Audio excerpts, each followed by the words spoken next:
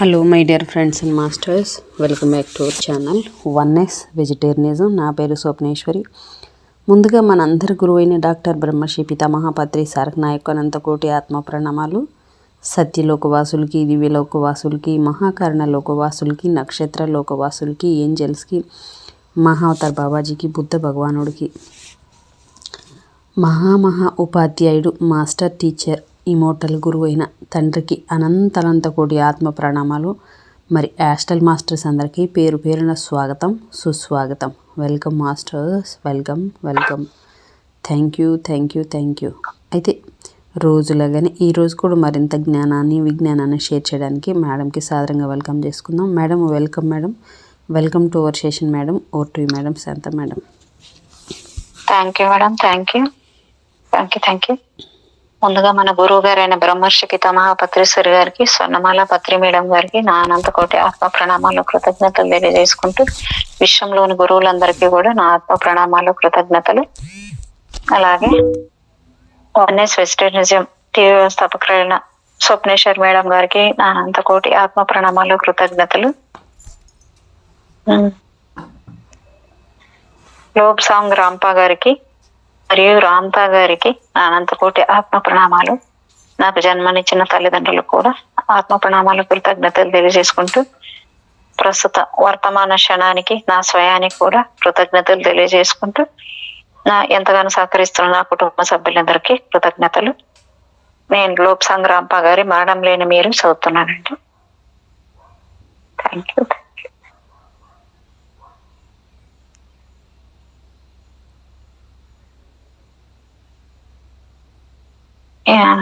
28వ అధ్యాయం మేడం. ఈరోజు self hypnotism గురించి ఇచ్చాడు ఇక్కడ. ఇంతకు ముందు పాఠంలోనూ ఈ పాఠ్యాంశాల అన్నింటి ద్వారాను మనం నిజానికి ఒకడిలో ఇద్దరంగా ఉన్నామని తెలుసుకుని ఉన్నాం. ఈ ఇద్దరిలో ఒకరు అచేతన మానసం అయితే మరొకరు చేతనత్వపు మానసంగా తెలుసుకోగలుగుతున్నాం. ఈ రెండైన మనము విడివిడిగా ఎవరికి వారే అన్నట్లు కాకుండా ఒకరి కోసం మరొకరుగా ఇద్దరు పనిచేసి పరస్పర సహకారాలు అందించుకోగల వీలు ఉంది.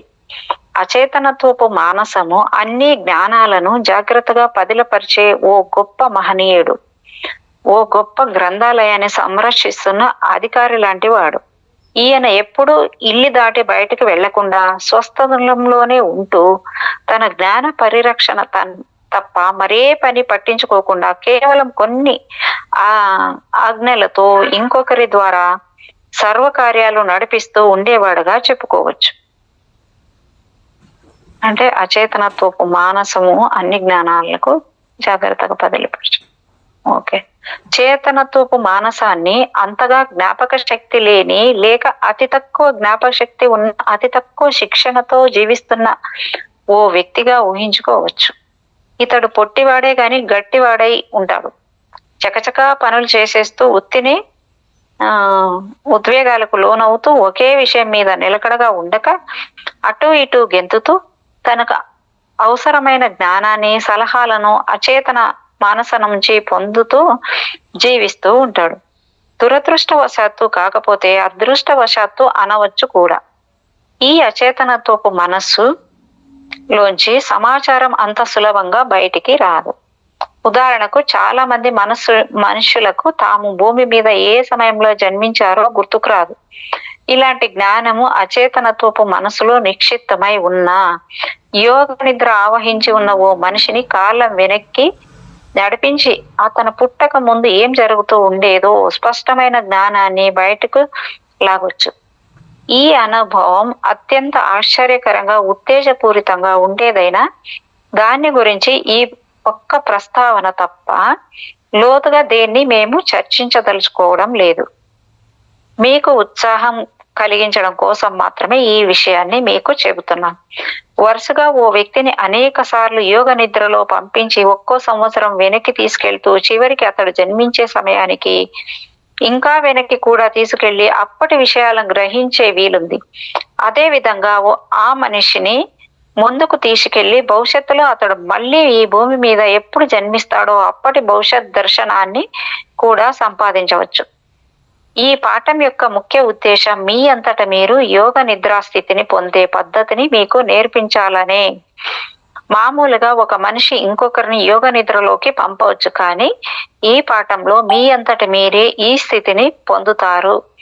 మనలో చాలా మందికి ఇంకొకరి వద్దకు వెళ్ళి వారి అధీనంలోకి వెళ్ళి యోగ నిద్రా స్థితిని పొందాలని అనిపించదు, వారి దయను పొందాలని అనిపించదు. ఎందుకంటే సిద్ధాంతం ప్రకారము నిర్మలంగా ఉన్నతాశయాలుండే ఏ హిప్నాటిస్టు ఇంకొకళ్లకు హాని కలిగించడు.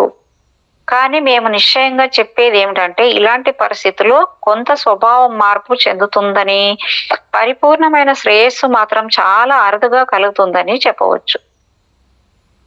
ఒక హిప్నాటిస్టు సహాయంతో యోగ నిద్రలోకి వెళ్ళిన వాడు జీవితాంతం ఆ హిప్నాటిస్టు సూచనలు సలహాలు నమ్మగలిగే స్థితిలోనే ఉండిపోతాడు. ఈ కారణం వల్లే మేము ఎవరికి యోగ నిద్రను సిఫారసు చెయ్యము. వైద్య చికిత్స కోసము ఈ యోగ నిద్రను తీర్చిదిద్దేంత వరకు మరికొన్ని జాగ్రత్తలను ఈ యోగ నిద్ర కోసం తీసుకోవడం మంచిదని మా అభిమతం. ఉదాహరణకు, ఏ వైద్యుడు తనంతట తానే ఓ పేషెంట్ను హైప్నటైజ్ చేయకూడదు. కనీసం మరో 2 డాక్టర్లు ఈ యోగ నిద్ర చికిత్స జరిగేటప్పుడు నిశితంగా పరీక్షిస్తూ ఉండాలని మా ఉద్దేశం. ఇంతేకాకుండా మరొక చట్టం కూడా వస్తే బాగుంటుందని మేము అనుకుంటున్నాం. ఈ చట్టాన్ని అనుసరించి హిప్నోటిజంను ప్రాక్టీస్ చేసే డాక్టర్లందరికీ కూడా హిప్నోటిజం ద్వారానే ఓ బలమైన సూచనను వాళ్ళ అంతరంగంలోకి ఏర్పరచాలి. ఈ హిప్నోటిజంను దుర్వినియోగం చెయ్యము అని, లోకోపకారం కోసమే ఈ హిప్నోటిజంను మేము వాడతాము అని. ఇంతేగాక ఈ డాక్టర్లు ప్రతి 3 సంవత్సరాలకోసారి మళ్ళీ హిప్నోటైజ్ చేయించుకుని ఈ నియమాన్ని ఖచ్చితంగా పాటించేట్టు చేయాలని, తద్వారా మాత్రమే రోగులకు జీవితాంతం రక్షణ లభించదు. జీవితాంతం ఆ రోగులందరూ ఈ డాక్టర్ల దయాధీనం మీదే బ్రతకాల్సి ఉంటుంది. వైద్యులలో ఏ కొద్ది మందో తప్ప మిగతా వాళ్ళందరూ గౌరవనీయంగానే, నైతికంగా ఉన్నత విలువలతోనే ఉంటున్నారని మాకు తెలుస్తూనే ఉన్నా, అక్కడక్కడ కనిపించే కొన్ని చీకటి బ్రతుకుతున్న డాక్టర్లు నిజంగానే కారు నలుపుతూ కనిపిస్తూ ఉంటారు. ఇక మనం స్వయం యోగ నిద్రను నేర్చుకునే ప్రయత్నం చేద్దాం. ఈ పాఠాన్ని జాగ్రత్తగా అధ్యయనం చేస్తే మీలో దాచిపెట్టబడి ఉన్న అనూహ్య శక్తులు, సామర్థ్యాలను బయటికి తీసే ఓ తాళం చెవి మీకు లభిస్తుంది. జాగ్రత్తగా అధ్యయనం చేయకపోతే పనికిరాని కొన్ని శబ్దాల గోలను భరించి మీ సమయాన్ని వృధా చేసుకున్నట్టే అవుతుంది. మీరు మీ పడక గదిలోకి వెళ్ళి అన్ని కిటికీలు వాటికి ఉన్న తెరలు మూసివేయండి. బయట నుంచి వెలుతురు లోపలికి రాకుండా మీ కంటి ఎత్తు కంటే కొంచెం ఎత్తులో ఓ చిన్న నైట్ ల్యాంప్ ని, అంటే నియాన్ విద్యుత్ దీపాన్ని అమర్చుకోవాలి. ఈ దీపాన్ని ఎలా బిగించుకోవాలంటే, మీ కళ్ళు నేరుగా కాకుండా కొంచెం పైకి చూస్తూ ఉండేలా ఉండాలి. ఇప్పుడు గదిలోని దీపాలన్నింటినీ ఆర్పేసి ఒక నియోన్ దీపాన్ని మాత్రం వెలిగించుకోండి. ఆ తర్వాత మీ పడక మీద పడుకొని వీలైనంత సుఖంగా కాళ్ళు చేతులు చాచి ఉంచుకోండి. ఇప్పుడు కొన్ని క్షణాల పాటు ఏ పని చేయకుండా శ్వాస మాత్రం వీలైనంత క్రమ వేగంతో తీసుకుంటూ గడపండి. మీ ఆలోచనలను ఎక్కడెక్కడికి పరిగెత్తుతూ ఉన్నా పర్వాలేదు, పరిగెత్తనియండి. తర్వాత బహుశా 1-2 నిమిషాల తర్వాత మీ ఆలోచనలు ఇష్టం వచ్చినట్లు పరుగులు తీసిన తర్వాత మిమ్మల్ని మీరు అదుపులోకి తెచ్చుకొని ఓసారి గట్టిగా రిలాక్స్ అయ్యేందుకు నిశ్చయించుకోండి. మీ శరీరంలో అన్ని కండరాలను మీరు రిలాక్స్ చేసుకుంటామని నిశ్చయించుకోండి. ముందుగా కాలి వ్రేళ్లను గురించి ఆలోచించండి. ముందు కుడికాలి వ్రేళ్లను గురించి ఆలోచించండి. ముందు కుడికాలి వ్రేళ్లను గురించి ఆలోచిస్తే కాస్త ఎక్కువ అనుకూలంగా అనిపించవచ్చు. కాబట్టి ముందు కుడికాలి బ్రొటన వ్రేళ్లను గురించి ఆలోచించండి. ఆలోచనను ఆ వ్రేలి మీదే ఉంచండి. మీ మొత్తం శరీరాన్ని ఓ పెద్ద నగరంలాగా ఊహించండి. మీ శరీరంలోని అన్ని కణాలలోనూ చిన్న చిన్న మనుష్యులు ఆక్రమించి ఉన్నట్టు ఊహించండి. మీ శరీరంలో అన్ని కండరాలను, నరాలను పని చేయించేది ఈ మనుష్యులే. వీళ్ళ ప్రతి కణానికి అవసరాలను తీరుస్తూ మీలో జీవాన్ని నింపుతున్నారు. కానీ ఇప్పుడు మీరు రిలాక్స్ కావాలని అనుకుంటున్నారు. వీళ్ళందరూ తుమ్మెదల్లా ఎగురుతూ అక్కడ లాగుతూ ఇక్కడ లాగుతూ ఇక్కడ పీకుతూ ఇంకో చోట గుంజుతూ మిమ్మల్ని మీ ధ్యాస నుంచి తప్పిస్తున్న వీళ్ళు ప్రక్కకు వెళ్ళిపోవాలి. ముందుగా కుడికాలి బొటన్ వేలు మీద మీ మనస్సును లగ్నం చేయండి. అక్కడి నుంచి ఈ మనుషులందరినీ లెఫ్ట్ రైట్ స్టెప్పులు వేసుకుంటూ మార్చింగ్ చేయమనండి. మీ బ్రొటన్ వేలు నుంచి బయలుదేరి పాదం మీదికి, అక్కడి నుంచి పాదం మడత వరకు, చీలమండలం వరకు, కాలి పిక్కల మీద నుంచి మోకాలి వరకు చేయండి. వీళ్ళందరూ ఇక్కడి దాకా వచ్చేసిన తర్వాత మీ బ్రొటన వ్రేలు, పాదము ఇవన్నీ మొద్దుబారిపోయి ఉంటాయి. జీవం ఉండదు, పూర్తిగా రిలాక్స్ అయిపోయి ఉంటుంది. ఎందుకంటే అక్కడి కణాల్లో ఎవరు ఉండరు. స్పర్శ జ్ఞానం కలిగించడానికి ఇక్కడ ఉన్న వాళ్ళందరూ ఎప్పుడో బయలుదేరి వెళ్ళిపోయి ఉన్నారు. ఇప్పుడు మీ పిక్క వరకు రిలాక్స్ అయిపోయి ఉంది. అక్కడి వరకు ఏ స్పర్శ జ్ఞానము లేదు. కాలు అక్కడి వరకు మొద్దుబారిపోయి ఉంది. మీ కుడికాల్లో మొత్తము ఆ స్పర్శ జ్ఞానం నశించింది. మొత్తం కాలు బరువెక్కి ఉంది. జీవం లేదు, మొద్దుబారిపోయి ఉంది. స్పర్శ జ్ఞానం లేదు, మొత్తం రిలాక్స్ అయిపోయి ఉంది. ఈ మార్చ్ చేస్తున్న మనుషులందరినీ అలాగే మీ కుడి కన్ను వరకు నడవమనండి. అక్కడ డ్యూటీ చేస్తున్న పోలీసులకు చెప్పండి, ఎవరిని రోడ్డు మీదకి వెనక్కి తిరిగి వెళ్ళిపోకుండా చూడమని. మీ కుడికాలు మొత్తం బ్రొటన వ్రేలి నుంచి తొడ వరకు పూర్తిగా రిలాక్స్ అయిపోయే ఉంది కదా. ఇప్పుడు ఎడం కాలు మీదకు పోండి. కావాలంటే ఓ ఫ్యాక్టరీ సైరన్ మోగినట్లు పని వదిలి వెళ్ళిపోతున్నట్టు ఊహించుకోండి. వాళ్ళ కోసం ఇళ్ళ దగ్గర భోజనాలు కాచుకొని ఉన్నట్టు వాళ్ళందరూ అనుకుంటున్నట్లు ఊహించండి. వాళ్ళందరినీ ఎడమ బొటన వ్రేలి నుంచి బయలుదేరి పాదం మీదకి, పాదం నుంచి పాదం మడత వరకు, చీలం మండలం వరకు, కాలి పిక్కల వరకు, మోకాలి వరకు వచ్చేయమనండి. వాళ్ళ వెనకాలే బొటన వ్రేలు నుంచి కాలి క్రింది భాగం అంతా రిలాక్స్ అయిపోయి ఉండడాన్ని గమనించండి. బరువెక్కిపోవడాన్ని గమనించండి. బహుశా ఆ కాలు మీది కాదేమో అని అనిపిస్తుంది కదూ. అందరూ మనుషుల్ని మార్చు చేస్తూ వెళ్ళిపోమ్మనండి. మీ ఎడమ మోకాలి వరకు వాళ్లను నడిపించండి. ఇంకా తొడ వరకు నడిపించండి. కుడివైపులాగే దారిలో పోలీసును నిలబెట్టండి, ఎవ్వరూ తిరిగిపోకుండా చూసేందుకు. మీ ఎడం కాలు మొత్తం రిలాక్స్ అయిపోయిందా పరీక్షించి చూసుకోండి. కాకపోతే తప్పించుకున్న వాళ్ళందరినీ బయటకు లాక్కొచ్చి మార్చు చేయించండి. ఇప్పుడు మీ రెండు కాళ్ళు ఫ్యాక్టరీ మూసేసి వర్కర్లు అందరూ వెళ్ళిపోయి ఖాళీగా ఉన్నట్లు, రిపేర్లు చేసే వాళ్ళు కూడా వెళ్ళిపోయి మొత్తం నిర్మానుష్యమైపోయి నిశ్శబ్దంగా ఉంది కదూ.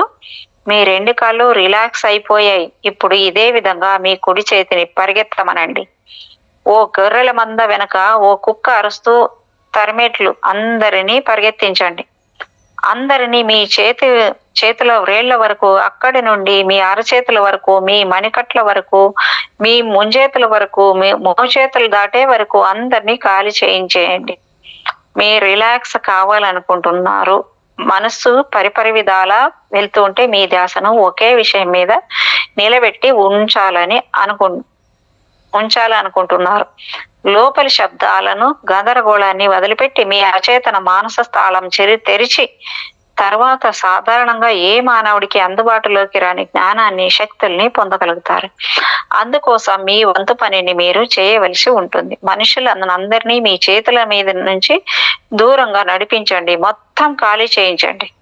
మీ కాళ్లను, చేతులను మొత్తం ఖాళీ చేయించి మనుషులందరూ వెళ్ళిపోయి చేతులు, కాళ్ళు పూర్తిగా రిలాక్స్ అయిపోయి ఉన్నప్పుడు, అందరూ ఊళ్ళో జరుగుతున్న టెస్ట్ మ్యాచ్ చూసేందుకు వెళ్ళిపోతే ఖాళీ అయిపోయి ఉన్న ఇళ్ళలాగా అయిపోయి ఉన్నప్పుడు మిగతా దేహాన్ని కూడా ఖాళీ చేయించే ప్రయత్నం ప్రారంభించండి. మీ పిరుదుల నుంచి, మీ వీపు నుంచి, మీ పొట్ట నుంచి, మీ రొమ్ము నుంచి, మొత్తం దేహం నుంచి మనుషులందరినీ తరిమేయండి. వీళ్ళ న్యూసెన్స్ ఎక్కువైపోతోంది. వీళ్ళందరూ తమ తమ చోట్లలో ఉంటేనే మనలో ప్రాణం నిలబడి ఉంటుందనే మాట నిజమే. కానీ ఇప్పుడు మాత్రం అందరికీ సెలవు ఇచ్చేసి దూరంగా తరిమేస్తున్నారు. అందరినీ సిల్వర్ కార్డ్ మీదుగా పైకి పంపించేయండి. మీ శరీరానికి దూరంగా అందరినీ పంపించేయండి. మీకు చిరాకు పుట్టించే వాళ్ళు ఇక్కడ ఉండడానికి వీలు లేదు. అందరూ వెళ్ళిపోతే మీరు పూర్తిగా రిలాక్స్ అవ్వచ్చు. అప్పుడు మీరు ఊహించినంత విశ్రాంతి మీకు లభిస్తుంది.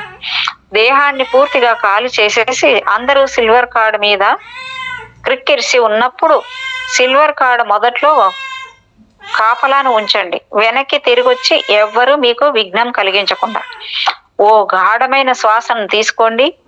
నిదానంగా గాఢంగా తృప్తిని కలిగించే విధంగా శ్వాసను తీసుకొని కొన్ని క్షణాలు అలాగే ఉంచుకొని తర్వాత మరికొన్ని క్షణాల సమయంలో నెమ్మదిగా వదిలిపెట్టండి. ఈ శ్వాస తీసుకోవడం, నిలబెట్టుకోవడం, వదిలిపెట్టడం అంతా సుఖంగా జరగాలి. ఏ ఇబ్బంది కలగకూడదు. సుఖంగా సహజంగా ఉండాలి. మళ్ళీ ఇంకోసారి చేయండి. గాఢంగా నెమ్మదిగా తృప్తినిచ్చే ఓ గాఢమైన శ్వాసను తీసుకొని వదిలిపెట్టకుండా లోపలే ఉంచుకోండి. అప్పుడు మీ చెవుల్లో డబ్ డబ్ డబ్ అని గుండె చేసే చప్పుళ్ళు వినిపిస్తాయి. ఇప్పుడు శ్వాసను నెమ్మదిగా ఇంకా నెమ్మదిగా విడిచిపెట్టండి. మీ శరీరం మొత్తం పూర్తిగా రిలాక్స్ అయిపోతుందని మీకు మీరే చెప్పుకోండి.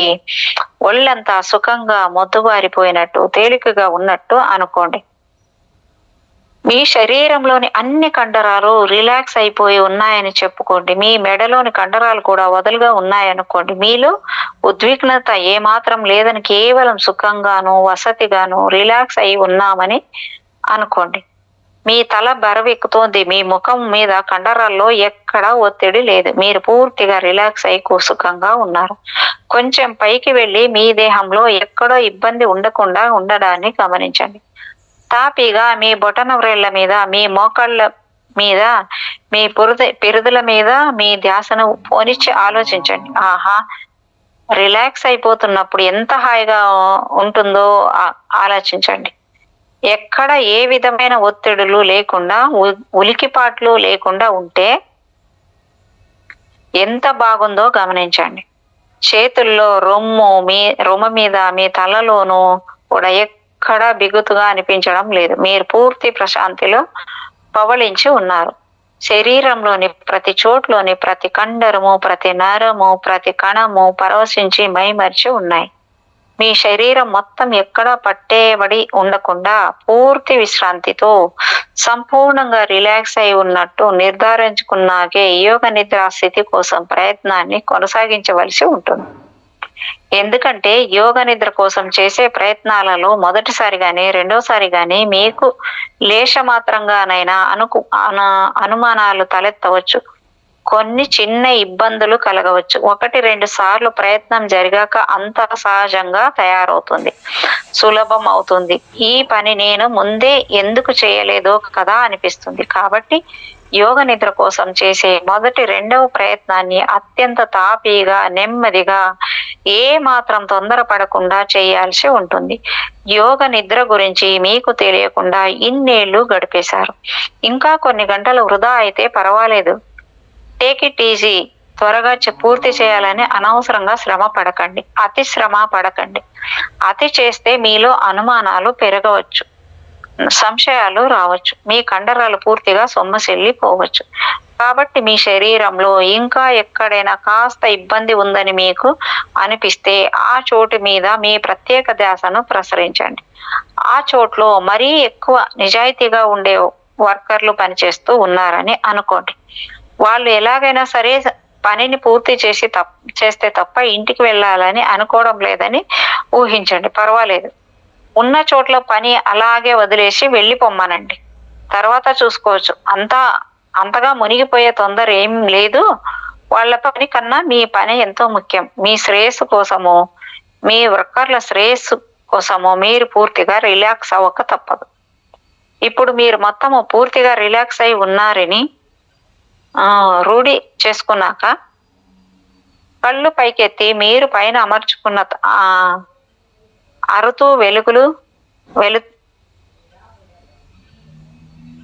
ఉన్న నియన్ బల్బ్ వైపు చూడండి. మీ చూపు ఎలా ఉండాలంటే పైకి ఎత్తబడిన కళ్ళతో బల్బును మీరు చూస్తున్నప్పుడు కొంత ఇబ్బంది కలిగేలా ఉండాలి. మినుకుమని ఆరి వెలుగుతూ ఎర్రటి కాంతులను ప్రదర్శిస్తున్న దాన్ని గమనిస్తూ ఉండండి. కాస్త నిద్రమత్తుగా అనిపించే వరకు ఆ కాంతి వరకే చూస్తూ ఉండాలి. మీరు అంకెలను 10 వరకు లెక్క పెట్టాలనుకుంటున్నారని 10 అనే అంకెను మీరు ఉచ్చరించగానే మీ కళ్ళు మూతపడాలని సంకల్పించండి. ఇక లెక్క పెట్టడం ప్రారంభించండి. 1, 2, 3 నా కళ్ళు అలసిపోతున్నాయి. 4 నిజమే నాకు మత్తుగా అనిపిస్తోంది. 5 కళ్ళను బలవంతంగా తెరిచి ఉంచుకోవాల్సి వస్తోంది. ఈ విధంగా అంకెలు 9 దాకా చెప్పుకోండి. 9 నా కళ్ళు గట్టిగా మూసుకుపోతున్నాయి. 10 నా కళ్ళు ఇక తెరుచుకోవు, మూసుకున్నాయి అని. ఇలా చెప్పడంలోని ఉద్దేశము ఏమిటంటే, ఓ సంకల్పిత ప్రతీకార చర్యను ఏర్పరచుకొని భవిష్యత్తులో మీరు యోగ నిద్రలోకి వెళ్ళాలని అనుకున్నప్పుడల్లా ఈ రిలాక్స్ అయ్యే ప్రయత్నాలన్నింటినీ చేయాల్సిన అవసరం లేకుండా కేవలం 1 నుంచి 10 వరకు అంకెలు లెక్క పెట్టగానే యోగ నిద్రలోకి వెంటనే జారుకోగల సౌలభ్యాన్ని సాధించాలని ఆ లక్ష్యాన్ని సాధించడానికే మీరు ఇప్పుడు కృషి చేయవలసి ఉంది. ఇప్పుడు మీలో కొందరికి కొన్ని అనుమానాలు కలగవచ్చు. అటువంటి వాళ్ళు తమ మొదటి ప్రయత్నంలో 1 నుంచి 10 వరకు అంకెలు లెక్క పెట్టడం పూర్తి చేసినా వాళ్ళ కళ్ళు మాత్రం మూతపడవు. ఇలా జరిగితే విచారించాల్సిన పని లేదు. మీ కళ్ళు మీరు అనుకున్నట్టు మూతపడకపోతే ఏం పర్వాలేదు. మీరు యోగ నిద్రలోకి నిజంగానే వెళ్ళారని అనుకుని మీ ప్రయత్నంతోనే కళ్ళు మూసుకోండి. ఆలోచన పూర్వకంగా బలవంతంగా మీరు కళ్ళు మూసుకున్నప్పటికీ ముందు జరగబోయే ఆ సంకల్పిత ప్రతీకార చర్యకు ఓ పునాది రాయిని వేసినట్టే అవుతుంది. ఆ చర్యకు ఆ పునాది అత్యంత అవసరమవుతుంది. ఈ పునాది సరిగ్గా పడేందుకు ఏం చెప్పుకుంటే బాగుంటుందని మీరు అనుకుంటూ ఉండవచ్చు. ఏం చెప్పుకున్నా మంచిదే. ఈ క్రింద మేము ఇస్తున్న ఉదాహరణను పరిశీలించి దాని ఆధారంగా మీ ఫార్ములాను మీరే తయారు చేసుకోండి.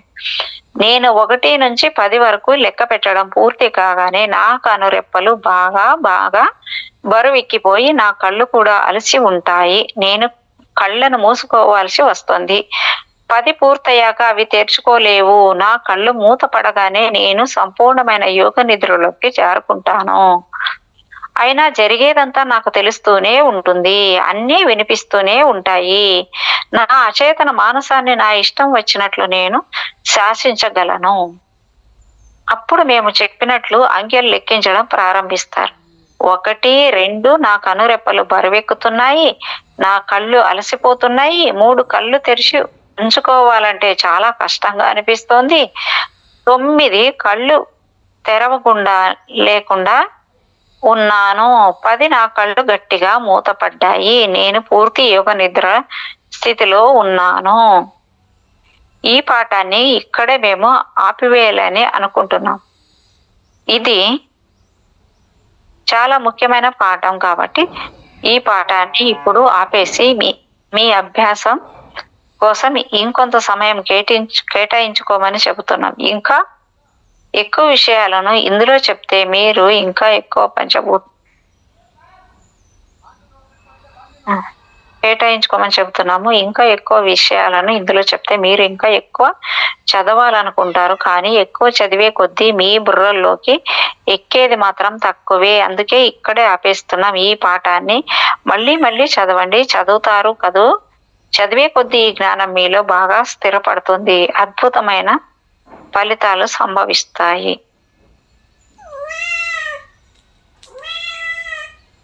29వ పాఠం మేడం స్వశక్తి గురించి ఇచ్చారు ఇక్కడ.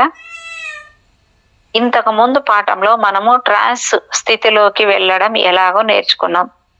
ట్రాన్స్ అంటే మైమరిచి ఉండే స్థితి. చాలా సార్లు మనము ఈ స్థితిని పొందే సాధనం చేస్తూ ఉండాలి. సాధనం చేసే కొద్దీ ఈ స్థితిని అందుకోవడం సులభతరం అవుతూ వస్తుంది. అప్పుడు ఈ స్థితి కోసం పెద్ద కష్టమేమీ పడనక్కర్లేదు. శ్రమను తగ్గించడమే సాధన లక్ష్యం. యోగ నిద్ర స్థితికి మనం ఎందుకు వెళ్ళాలో తెలుసుకుందాం. మీరు స్వయం వశీకరణను చేసుకొని మీలోని లోపాలను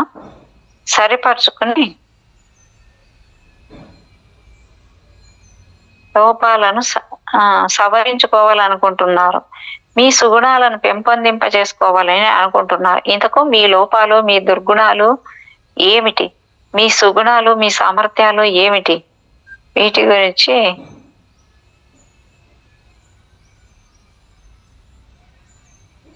వీటి మీద మీరు స్థిరంగా ధ్యాసను నిలపగలిగి ఉండాలి. వీటిని స్పష్టంగా దర్శించగలగాలి.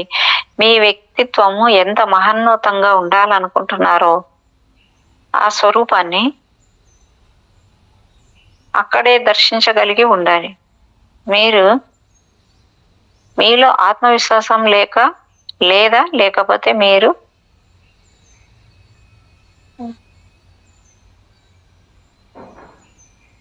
లేకపోతే మీరు ఎలా ఉండదలుచుకున్నారు అంటే ఆత్మవిశ్వాసాన్ని పెంపొందించుకుందుకొని, ఆత్మగౌరవాన్ని పెంపొందించుకొని, ఉరకలు వేసే ఉత్సాహంతో ఉదాత్తంగా ఎదుటి వాళ్లను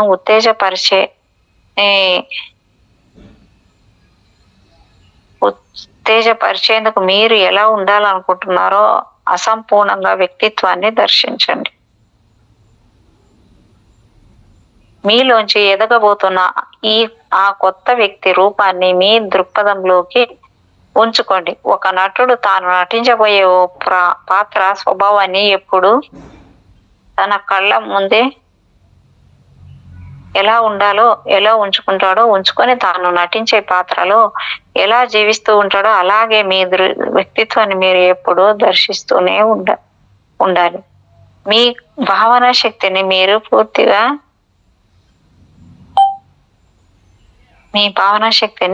పూర్తిగా వినియోగించుకోవాలి. మీ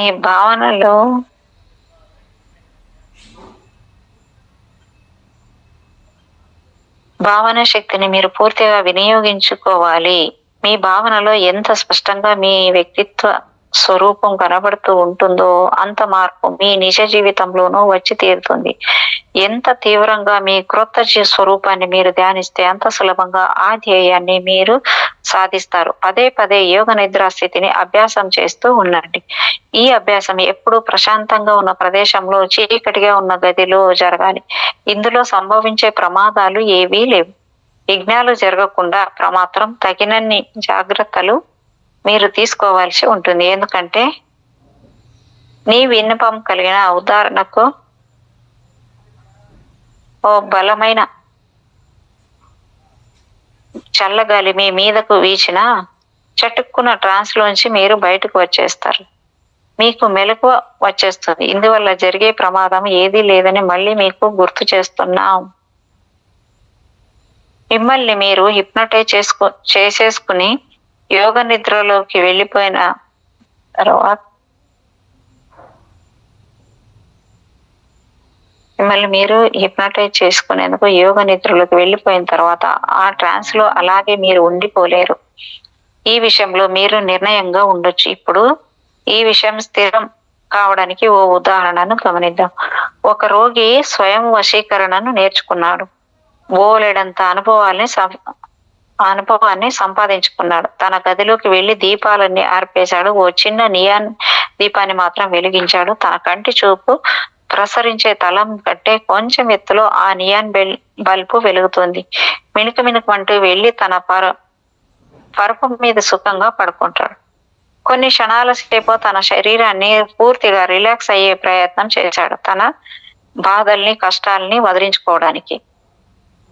కాసేపట్లోనే ఒళ్ళు తెలియకపోతున్నట్లు, శరీరాన్ని కాపలా కాసే బాధ్యత మాయమైపోయినట్లు, ఓ కొత్త జీవితాన్ని తాను అందుకోబోతున్నట్లు అనిపించే ఓ అద్భుతమైన అనుభవం తన మొత్తం శరీరానికి అనిపిస్తూ ఉండడాన్ని అతను గమనిస్తాడు.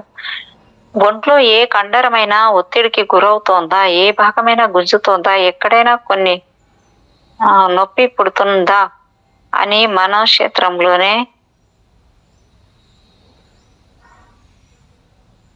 సరి చూసుకుంటూ ఇంకా ఎక్కువ రిలాక్స్ అయిపోయి ఉందని పూర్తిగా తృప్తి పడ్డాక కళ్ళతో నేరుగా చూస్తున్నట్టుగా పైకి తిప్పి కనుబొమ్మలను పరికిస్తున్న కోణంలో నియాన్ లైట్ ను కళ్ళు అర్పకుండా స్థిరంగా చూస్తుంటాడు.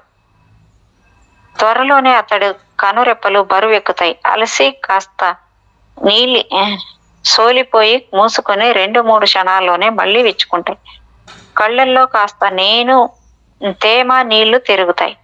ఒకసారి మళ్ళీ బరువుగా వణికి రెప్పపాటు పడి మూసుకుంటాయి.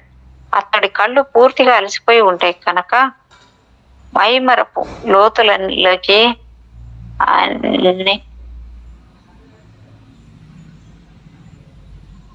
మైమరుపు లోతుల్లోకి అప్పటిదాకే దాదాపు చేరుకొని ఉంటాడు. కనుక ఈసారి అతి ప్రయత్నం మీద అతడి కళ్ళు తెరుచుకుంటాయి. 1 సెకండ్ లోపలే అది గట్టిగా మూతపడి ఉండిపోతాయి. శరీరం ఇంకా తేలికబడి ఉంటుంది. శ్వాస తేలిగ్గా ఆడుతూ ఉంటుంది. ఆ రోగి, ఆ సాధకుడు మీ ఇష్టం వచ్చిన పేరు పెట్టుకోండి, అప్పటికి పూర్తిగా ట్రాన్స్ లో ఉంటాడు. ఇక ఆయనను ఆ స్థితిలోనే కాసేపు వదిలేద్దాం. ఆ స్థితిలో ఆయన ఏం చేస్తున్నాడో మనకు అనవసరం. అదే స్థితిలోకి మనము వెళ్ళగలం కాబట్టి మన సొంత అనుభవాలను పొందవచ్చు. కాబట్టి ఏ సంకల్పంతో ఆయన ఆ స్థితిలోకి వెళ్ళాడో ఆ పని పూర్తి చేసేంత వరకు ఆయన్ని అలాగే ఉండనిద్దాం. ఎంతో లోతు యోగ నిద్ర స్థాయిని చేరుకొని స్థిరపడి ఉండవచ్చో పరీక్షించి చూసుకోవాలి. ఆయన అనుకుంటున్నట్లు మాకు అనిపిస్తోంది. ఆయన ఉద్దేశపూర్వకంగా పూర్తిగా ఓ ప్రకృతి నియమాన్ని ఉల్లంఘించే ప్రయత్నాన్ని చేస్తున్నాడు. ఈ దీర్ఘ నిద్ర నుంచి తనకింత మెలకువే రాకూడదని సంకల్పించడం ద్వారా. కొన్ని నిమిషాలు 10-20 నిమిషాల గడిచాయి. ఆయన శ్వాసించే పద్ధతిలో ఓ మార్పు వచ్చింది. ఇప్పుడు ఆయన యోగ నిద్రలో లేడు, మామూలు గాఢ నిద్రలో ఉన్నాడు. సుమారు ఓ అరగంట తర్వాత ఆయనకు పూర్తిగా మెలకు వచ్చేసి ఓ పూర్తి రాత్రి నిద్ర వల్ల సేద తీరితే కలిగే ఉత్సాహం కంటే అధికమైన అద్భుతమైన నూతనోత్సాహంతో లేచేస్తాడు. యోగ నిద్ర నుంచి బయటకు వచ్చేందుకు చేసే ప్రయత్నంలో మీరు విఫలం కాలేరు. అందుకు ప్రకృతి ఒప్పుకోదు. అచేతన మానసం ఓ మతిలేని మహాకాయుడిలాగా అనిపిస్తూ బ్రతిమాలే మీ పనులను కొన్ని చేసి పెట్టిన త్వరలోనే మీరు తనని మునగ చెట్టు ఎక్కిస్తున్నారని గ్రహించేస్తుంది. టక్కున యోగ నిద్రా స్థితి నుంచి బయటికి వచ్చేస్తుంది. మీకు ప్రమాదం కలిగే పరిస్థితి ఉన్నా, కనీసం చిన్న ఇబ్బంది ఏమాత్రం కలిగినా మీరు యోగ నిద్రలోకి వెళ్ళలేరు. మిమ్మల్ని మీరే హిప్నటైజ్ చేసుకుంటారు కానీ ఇంకొకరి సలహాలకు లొంగరు. కాబట్టి మీరు పూర్తి క్షేమంతో ఉంటారు. ఓ బలమైన చల్లగాలి వీచినా మనకు యోగ నిద్ర నుంచి మెలకువ వచ్చేస్తుందని మేము ఇదివరకే చెప్పాం. యోగ నిద్ర స్థితి ఎంత గాఢంగా ఉన్నప్పటికీ గదిలోని ఉష్ణోగ్రత మారినా, శరీరానికి హాని కలిగించే ఎటువంటి పరిస్థితి ఎదురైనా వెంటనే మెలకువ వచ్చేస్తుంది. మీరు ట్రాన్స్ లో ఉన్నప్పుడు ఎవరైనా గది తలుపులు గాని కిటికీ గాని తెరిస్తే వచ్చే గాలి వల్ల గాని, తాళం కన్నంలోంచి వచ్చే గాలి వల్ల గాని, తలుపు క్రింద నుంచి వచ్చే గాలి వల్ల గాని మీకు క్షేమంగానే మెలకువ వచ్చేస్తుంది. ఏ బాధలు ఉండవు. మళ్ళీ ఇంకోసారి యోగ నిద్ర కోసం ప్రయత్నం చేయవలసి రావడం మాత్రం తప్పదు. కాబట్టి మనం బలమైన గాలుల్ని, ఇతర అలజడులను ముందుగా తప్పించుకోవలసి ఉంటుంది. ఎల్ల వేళల్లోనూ మీరు పొందాలని అనుకునే సుగుణాల గురించే మీరు ఆలోచిస్తూ ఉండాలి. మీకు నచ్చని విషయాలను త్వరగా వదిలించుకుంటామని కూడా నొక్కి చెప్పుకుంటూ ఉండాలి. కొన్ని రోజుల పాటు ఏ పని చేస్తున్నా ఈ సుగుణాల గురించే బలమైన ఊహలను చేస్తూ ఉండాలి. ప్రొద్దున్న నుంచి సాయంత్రం వరకు అనేక సార్లు ఫలానా సమయంలో, ఫలానా రోజున, రాత్రిపూట అయితే మరీ మంచిది, ఫలానా రాత్రిపూట మీరు యోగ నిద్రలోకి వెళ్తారని, తర్వాత మీరు ట్రాన్స్ లోకి వెళ్లే ప్రతిసారి ఈ లక్షణాలు మీలో మరింతగా బలపడతాయని పదే పదే చెప్పుకుంటూ ఉండాలి. మీకు ట్రాన్స్ లో ఉన్నప్పుడు కూడా మీకేం కావాలో మళ్ళీ ఒకసారి మనసులోనే అనుకోండి. ఇప్పుడు ఒక చిన్న, బహుశా తలతిక్క ఉదాహరణ. ఒక ఆయన గూనివాడిలాగా బహుశా నిలబడేందుకు బద్దకించి కావచ్చు వంగి నుంచున్నాడు అనుకోండి. ఆయన్ని నేను సరిగ్గా నిలబడతాను అని చెప్పుకుంటూ ఉండనియండి. మేము చెప్పదలుచుకున్నది ఏమిటంటే, మీరు చెప్పదలుచుకున్న మాటల్ని మధ్యలో ఆపకుండా అనేక సార్లు చెప్పుకుంటూ ఉండాలని. కొంచెం ఆపి కొంత వ్యవధి ఇచ్చారనుకోండి, వెంటనే మన మిత్రుడైన అచేతన మానసం మధ్యలోకి వచ్చి మీ మాటల్ని నమ్మడానికి లేదు, మీరు ఎప్పుడు నిజం చెప్పారు గనక మీరు ఎప్పుడూ వంగి దిగజారే ఉంటారు అనేసేయొచ్చు. మీకు కావలసిన దాన్ని గురించి గుక్క తిప్పుకోకుండా చెప్పారనుకోండి, అప్పుడు మధ్యలో మాట్లాడే అవకాశం అచేతన మానసానికి లభించక కాసేపు ఊరుకొని మన మాటలు నెమ్మదిగా నమ్మే స్థితికి వచ్చేస్తుంది. మీరు సరిగ్గా నిలబడతారని నమ్ముతుంది. అలా నమ్మగానే మీలోని కొన్ని కండరాలు బలంగా ముడుచుకుని మీరు సవ్యంగా నిలబడి ఉన్న స్థితికి వస్తారు.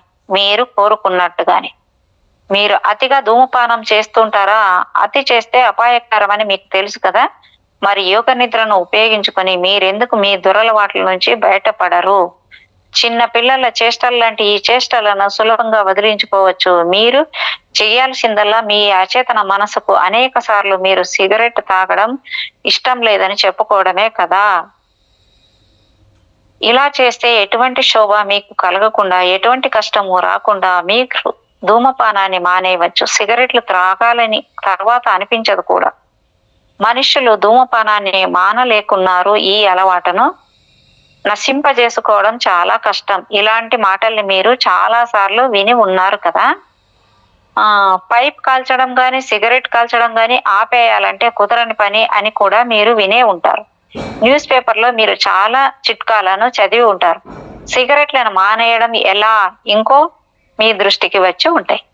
ఈ ప్రకటనలన్నీ కూడా ఒక విధంగా మిమ్మల్ని హిప్నటైజ్ చేస్తూనే ఉన్నాయన్న ఆలోచన మీకు ఎప్పుడైనా కలిగిందా? అనేక మంది చెబుతున్న మాటలను వినడం ద్వారా, అనేక అడ్వర్టైజ్మెంట్లు పరిశీలన వల్ల మీకు కలిగే భావాల ద్వారా ధూమపానాన్ని విడిచిపెట్టడం దాదాపు అసాధ్యం అనే ఆలోచనను మీరు నమ్ముతూ ఉన్నారు. కాబట్టి మీరు సిగరెట్లు త్రాగడం మానేయలేరు.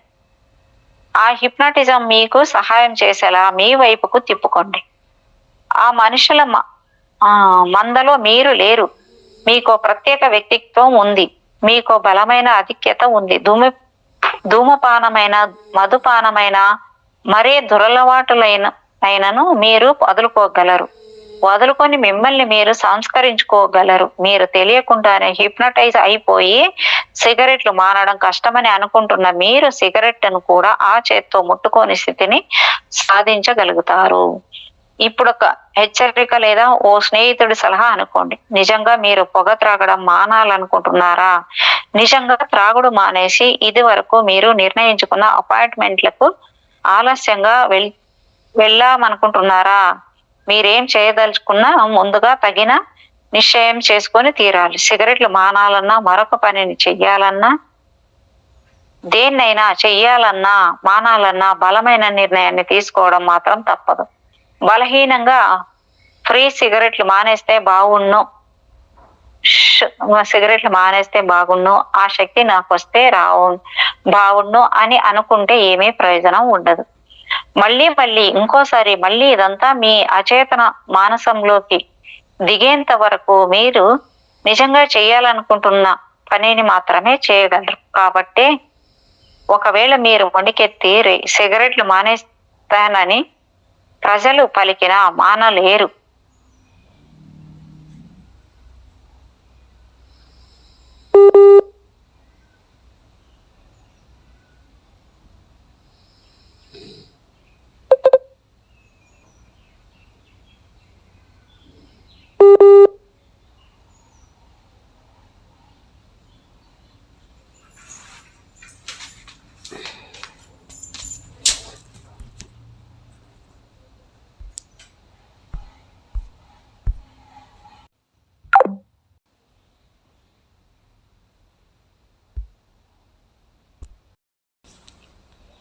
ఓకే, కొంచెం వెనక్కి మేడం.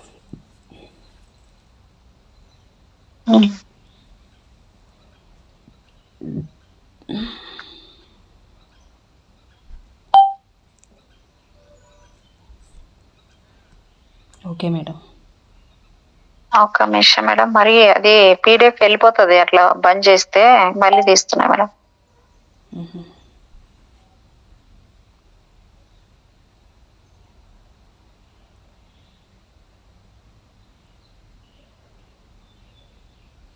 కరెంటు పోయింది. ఓకే, ఛార్జ్ ఉందా లేదు మేడం? ఉంది ఛార్జింగ్ ఫుల్గా ఉంది.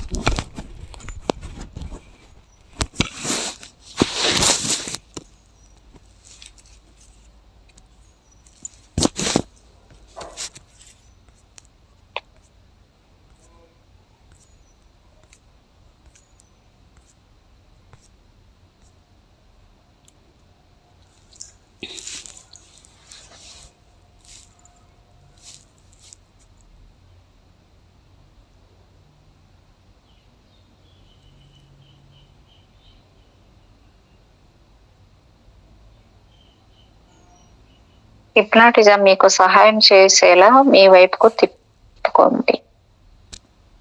ఓకే.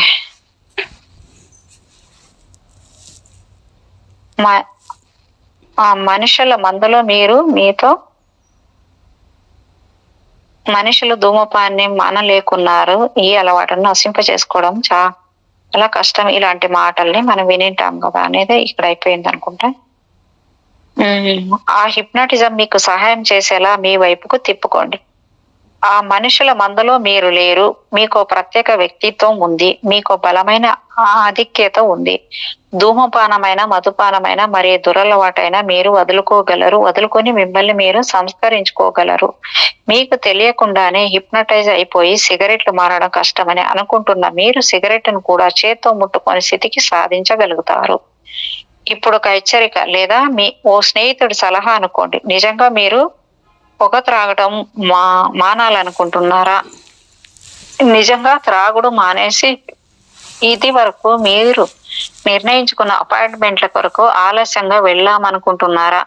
మీరేం చేయదలుచుకున్నా ముందుగా తగిన నిశ్చయం చేసుకుని తీరాలి. సిగరెట్లు మానాలన్నా, మరొక పనిని చెయ్యాలన్నా, దేన్నైనా చెయ్యాలన్నా, మానాలన్నా బలమైన నిర్ణయాన్ని తీసుకోవడం మాత్రం తప్పదు.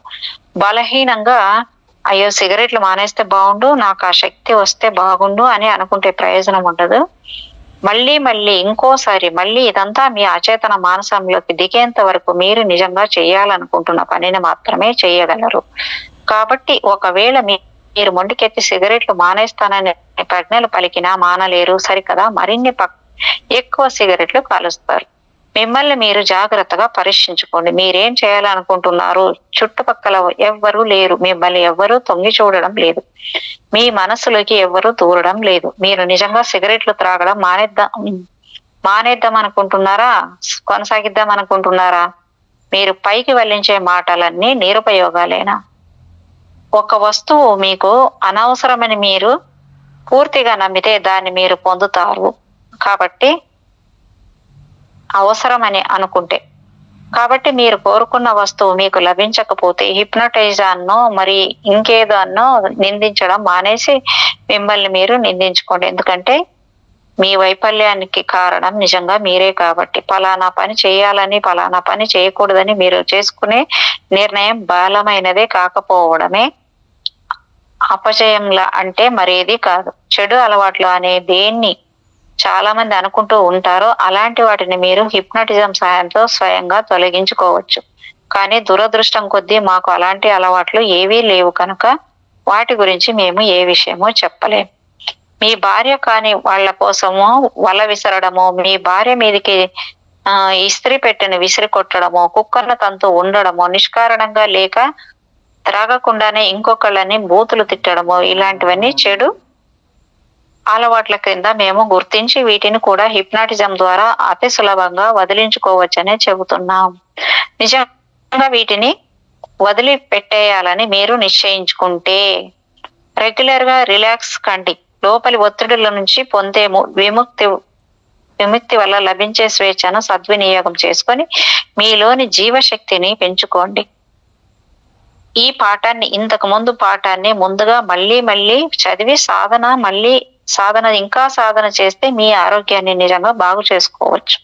గొప్ప సంగీత విద్వాంసుడు కూడా వర్ణాల్ని, స్వరాల్ని గంటల కొద్దీ, రోజుల కొద్దీ నిరంతరం అభ్యాసం చేస్తూనే ఉంటారు. అందువల్లే వాళ్ళు గొప్ప విద్వాంసులయ్యారు. మేము చెప్పింది చేస్తే మీరు గొప్ప సెల్ఫ్ హిప్నటైజ్డ్ కావచ్చు. కాబట్టి అభ్యాసం చెయ్యండి. 30వ పాఠం ఇది. జంతువులే మేలు అని. మేడం కంటిన్యూ చేసేదా? Yes madam. ఓకే. చాలా మందికి ఓ దురభిప్రాయం ఉంది. పని చేయడంలో ఏదో అపచారం ఉంది అని. చాలా నాగరికతల్లో రెండుగా విభజన కనిపిస్తోంది. చొక్కా నలక్కుండా తిరిగే వాళ్ళు అంటే యజమానులు, మట్టి కొట్టుకు తిరిగే అలగా జనం అంటే సేవకులు. ఇవి ఆ రెండు రకాలు. ఇదొక ఏహ్య భావం. మనుషుల మీదికి మనుషుల్ని, జాతుల మీదికి జాతుల్ని ఉసిగొల్పి అసహ్యాన్ని, విరోధాన్ని కలిగించే అతి నీచమైన వ్యవస్థ. తెలివితేటలను ఉపయోగించి చేసే ఏ పనైనా, శారీరక శ్రమతో చేసే ఏ పనైనా పరిశుద్ధమైన అంతరంగంతో, అవమానం అనుకోకుండా ఆత్మగౌరవంతో చేస్తే పొందుతాం. కొన్ని దేశాల్లో గృహ యజమానురాలు ఓ పూచిక పుల్లను కూడా ఇక్కడ నుంచి తీసి అక్కడ పెడితే అత్యంత అవమానకరంగా భావిస్తుంది. ఉత్తిని అలంకరించుకుని కూర్చుని అప్పుడప్పుడు కొన్ని ఆజ్ఞలు జారీ చేస్తూ ఉంటే చాలు గృహ యజమానురాలని నిరూపించుకునేందుకు. ప్రాచీన చైనీయుల్లో అగ్రవర్ణాల వాళ్ళు అని చెప్పబడే వాళ్ళు హాస్యాస్పదంగా గోళ్లు పెంచుకుని కూర్చునేవాళ్ళు. ఎంత పొడుగ్గా అంటే అవి ప్రమాదవశాత్తు చిట్లి పగిలిపోకుండా వాటి కోసం రక్షణ తొడుగుల్ని కూడా తయారు చేయించుకుని ధరించేటంత పొడుగ్గా. ఇంతకు అలా గోళ్లు పెంచుకోవడానికి కారణం ఏమిటంటే ఆ గోళ్ల సొంతదారులకి అపారమైన ఆస్తిపాస్తులు ఉన్నాయని, కాబట్టి ఏ పని చేయాల్సిన అవసరం లేని వారిగా నిరూపించుకోవడానికేనని. ఈ గొప్ప గోళ్లున్న పురుషుడు గాని స్త్రీ గాని తమ సొంత పనులను కూడా సొంతంగా చేసుకోలేని వాళ్ళని, వాటి కోసం కూడా సేవకులను ఉపయోగించుకునేంత గొప్ప వాళ్ళని అర్థం. అబ్బో. టిబెట్ మీద కమ్యూనిస్టుల దండయాత్రకు ముందు గొప్ప వంశాల వాళ్ళు కొందరు, అంటే కొంచెం జ్ఞానం ఉంటే బాగుండేది వీళ్ళకు, పొడుగు చేతుల ఆచ్ఛాదనలని ధరించేవాళ్ళు. అవి వాళ్ళ చేతుల్ని దాటి 6 అంగుళాల నుంచి 12 అంగుళాల వరకు క్రిందకు వేళ్లాడుతూ ఉండేవి. ఇలాంటి దుస్తులు వేసుకోవడం వల్ల మిగతా జనానికి వీళ్ళు చాలా ముఖ్యమైన వాళ్ళని, గొప్ప సంపన్నులని, ఏ పని వీళ్ళు చేయనక్కర్లేని వాళ్ళని సులభంగా అర్థమయ్యేది. ఈ వ్రేలాడే చేతుల డ్రెస్సులు కనిపించగానే వీళ్ళు ఏ పని చేయలేని వాళ్ళని అందరికీ గుర్తుకొచ్చేది. పని యొక్క మహోన్నత లక్ష్యాన్ని ఇది భ్రష్టు పట్టిస్తుంది. పూర్వపు రోజుల్లో పని క్రమశిక్షణకు మరో రూపంగా ఉండేది. క్రమశిక్షణ ప్రతి ఒక్కరికి అత్యంత అవసరం. ఓ రౌడీ గుంపుకు, ఓ పటాలంలోని సైనికులకు ఒక్క క్రమశిక్షణే భేదము నేటి బాలలను, నేటి యువతులను రేపటి ఉత్తమ పౌరులుగా తీర్చిదిద్దేది క్రమశిక్షణే. ఈ క్రమశిక్షణ లేకపోతే లెదర్ జాకెట్లు వేసుకొని తిరుగుతూ సర్వనాశనం చేస్తూ జులాయిగా తిరిగే మతిలేని యువకుల మూకలే తయారవుతాయి. పనిని ఏవగించుకునే గొప్పవాళ్ళు టిబెట్ లో ఉండేవాళ్ళని ఇది వరకు అనుకున్నాం కదా. కానీ ఇలాంటి వాళ్ళు టిబెట్ లోని అధమాధములు మాత్రమే. కానీ లామాసెరీలో లేక మొనాస్టెరీలో, అంటే టిబెటస్ లామాలు నివసించే మఠాలలో ఎంత గొప్ప వాళ్ళైనా ప్రతి ఒక్కరూ నిర్ణీత సమయాల్లో శారీరక శ్రమ చేయాల్సి రావడం నిర్దేశించబడింది. కమ్యూనిస్ట్ ఆక్రమణకు ముందు ఓ పెద్ద పీఠాధిపతి కూడా మొనాస్టరీలో చీపురు పట్టుకుని కసువు చిమ్ముతూ కనిపించడం ఎవ్వరికీ ఆశ్చర్యాన్ని కలిగించిన దృశ్యంగా ఉండేది. చిన్న చిన్న సన్యాసులు పోసిన చెత్తను కూడా వీళ్ళు చిమ్ముతుండేవాళ్ళు. ఈ శారీరక సేవ ఉద్దేశము ఆ పీఠాధిపతికి కూడా ఓ గొప్ప జీవితాన్ని నేర్పించడమే. నేటి రాజులే రేపటి సేవకులు, నేటి సేవకులే మరుజన్మలో గొప్పవాళ్లుగా జన్మించవచ్చుననేదే ఈ జీవిత సత్యం. ఈ భూమి మీద జరిగేది అసత్యమని, కేవలం తాత్కాలికమని ఆ పీఠాధిపతులు ఈ సేవ వల్ల గ్రహించగలిగేవారు. యూరోప్ లోను ఇతర దేశాల్లోనూ ఇది వరకు ఉన్న రాజులు, రాజకుమారులు, ప్రెసిడెంట్లు ఇప్పుడేరి తమ రాజరికాలు పోకముందే కొంతమంది బోలెడు నిధుల్ని భవిష్యత్తులో వాడుకునేందుకు దాచుకున్న వైనము మనకు తెలుసు. కానీ మనం కాస్త దారి తప్పుతున్నట్లు అవుతోంది. సరే, ఇది మాత్రం గుర్తుంచుకోండి. ఏ పనైనా సరే, శారీరక శ్రమ అయినా మానసిక శ్రమ అయినా ఓ వ్యక్తిని ఉన్నత స్థితికి తీసుకెళ్తుందని, నిర్మలమైన మనసుతో ఆచరించే ఏ పని అయినా అవమానకరం కాదని, అలాంటి పనిని అంకిత భావంతో మానవ సేవ కోసమే చెయ్యాలని మమ్మల్ని మరోసారి చెప్పనీయండి. ఇంకొకసారి సహాయం కోసం ఓ వ్రేలు కూడా కదల్చని గొప్ప వాళ్లను శ్లాఘించడం చేయకుండా, అలాంటి వ్రేళ్లు కూడా కదల్చని స్త్రీ పురుషులకు సేవ చేసిన ఉత్తముల్ని మెచ్చుకునే ప్రయత్నాన్ని మనం చేద్దాం. పలానా మనుషులు ఇబ్బందుల్లో ప్రాణాలు మీదకొచ్చేసి అల్లాడిపోతున్నారని, మా తక్షణ సలహా కావాలని బలవంతంగా వారి జీవితాలను మరో దారికి తెచ్చే ఉపాయం తమకు బోధించమని, వశీకరణ విద్యలు నేర్పించమని చావు ముంచుకొచ్చిన పరిస్థితుల్లో ఉత్తరాలు రాస్తూ ఉంటారు. ఇలాంటి సమయాల్లో వాళ్లకు మేము సహాయం చెయ్యం. ఎందుకంటే ఇంకొకరి జీవిత గమనాన్ని మార్చే ప్రయత్నం చెయ్యడం అపచారం అని మాకు తెలుసు కనుక ఇప్పటి వరకు బోధించిన పాఠ్యాంశాల్లో జ్ఞానం ఉంది. ఇందులో మా అభిప్రాయాలను మేము చెప్పాం. ఇప్పుడు అర్థమైందా మేడం? మాకు తెలిసిన విషయాలను అవును మేడం, మాకు తెలిసిన విషయాలను వర్ణించాము, కానీ మీ మీద మీ అభిప్రాయాలను రుద్దే ప్రయత్నాలను మాత్రం చేయలేదు. మీరు ఈ పాఠ్యాంశాలని గమనిస్తూ ఉన్నారంటే మా మాటలను వినేందుకు మీరు ఇష్టపడుతూ ఉన్నట్లే లెక్క. మీరు మా అభిప్రాయాలను వినదలుచుకోకపోతే పుస్తకాన్ని మూసేయడం చాలా సులభమైన పనే. ఎవరైనా మీ అభిప్రాయాన్ని కోరితే ఇవ్వండి, కానీ బలవంతంగా మాత్రం ఇంకొకరి మీద రుద్దకండి. మీ అభిప్రాయాన్ని వెల్లడించిన తర్వాత ఆ మాటల్ని అక్కడితో ఆపేసి ఊరుకోండి. ఇంకొకరి జీవిత గమ్యం ఏమిటో మీకు తెలియదు. వారికి ఇష్టం లేని పనులను బలవంతంగా వారి చేతే చేయిస్తే వారి కర్మ మీద మీకు అంటుకోవచ్చు. బహుశా ఓ దుర్భరమైన కర్మ కావచ్చు అది. జంతువుల గురించి కొంత చెప్పాలనుకుంటున్నాం. 2 కాళ్ల మీద కాక 4 పాదాలతో నడిచే జీవరాశులే జంతువులని చాలా మంది అనుకుంటూ ఉంటారు.